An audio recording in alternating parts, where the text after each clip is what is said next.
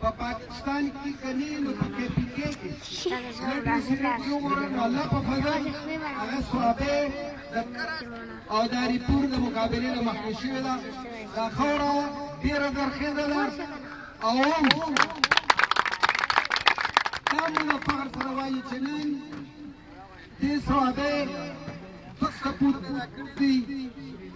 دوه ځلنده ستوري پیدا کړي دي چې په هغې کې جنید خان دی یو یاسر شاه دی چې په ټوله دنیا کې نه صرف د پاکستان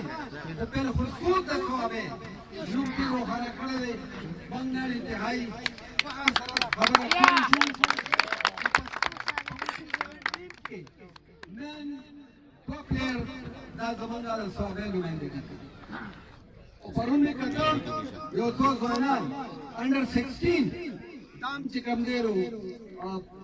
سلیکټ شوي دي زموږ دپاره دا هم د خوشحالۍ او د فخر خبرې به ناظم صاحب هم کوي جنید خان ته به هم موقع ورکوو په لوبو باندې دوه خبرې انتهایي ضروري ګڼم چې لوبې انتهایي ضروري دي فزیکل فټنس دپاره او منټل فټنس دپاره دا انتهایي ضروري دي چې انسان فزیکلی فټ وي هر ایک منټلی فټ وي یو سړی بیماري تاسو په خپله د هغه اندازه کولی شئ چې د هغه څومره ډپرسي څومره هغه ټنشن شکار وي د هغه په خپل رنګ باندې یا خپل وجود باندې نو فزیکلی فټنس دپاره لوبې ضروري دي نو ځکه به موږ بیا منټلی فټ یو نو دا لوبې به کوو خو پر وخت باندې ځای کوو څومره کاروباري حضرات دي هغه د خپل کار کوي صبر کوئ مازدیګر کې به لوبې کوو ځکه چې دا زموږ د پرامن معاشرې لپاره د پرامن ملک لپاره لوبه انتهایي ضروري ده نو زه خبرې خپلې ختموم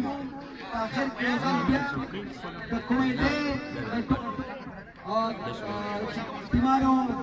ګټه کړې ده هغې ته یو ځل بیا مبارکي ورکوم